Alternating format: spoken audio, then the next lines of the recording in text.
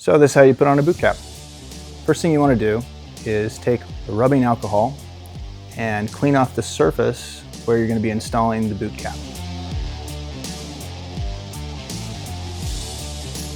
Next thing you want to do is heat up the plastic of the boot cap with a hairdryer or a heat gun so it's room temperature or warmer.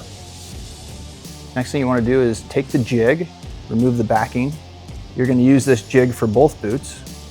Notice there's a notch in the jig and there's a seam on the ski boot. Match the notch and the seam and put it on without curling up. Just keep it straight on the sides. Next, what I like to call a dry fit. Put the cap on without taking off the paper backing and line it up. Make sure the toe ridge line mark matches the toe ridge line of the boot cap.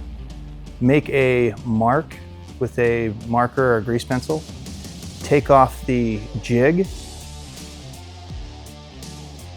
And now we're going to install the cap. Take off the paper backing. Come back to that mark you made. Put it on evenly, pressing down as you put it on and spread around the toe box.